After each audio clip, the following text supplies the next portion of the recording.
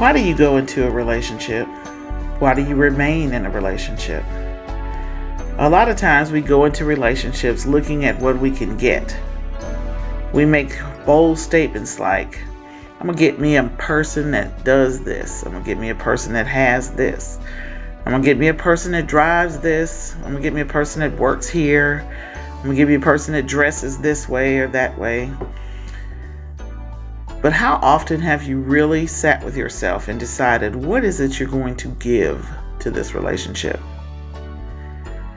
You see, when the ego shows up, the ego doesn't come in looking for what to give. It doesn't come in looking definitively at what you're going to share from yourself to the new person that you're trying to get involved with. It looks for what you can get. How's that person going to treat you? What is that person going to give you? What is that person going to do for you? Now, I'm not saying these are not important things to consider. Obviously, they are.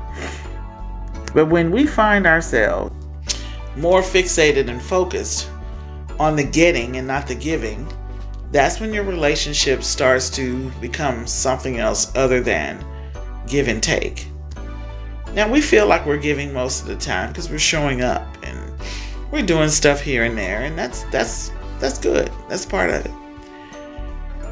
But when we share the goodness that we have to offer, and that becomes the mission, when you enter your relationships, your rewards are boundless.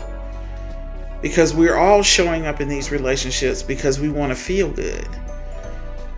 But sometimes we confuse our feeling good with what we're getting instead of what we're giving. The generosity of our hearts is a privilege that most should not have access to. But when you offer your heart to a relationship and you offer it in a giving way, and you don't allow the ego to sit and analyze all that you could be getting, to the point that your partner feels like there's no way to succeed at it because you need so much, then we find ourselves in a relationship that is constant, hard work. We always hear people say love is hard, and it can be, but it shouldn't be. It's only hard because we're looking to see what we can get from love versus what we can give to it. Shift your mind. Think about it a little differently. Let's keep going. Let's keep working on this ego.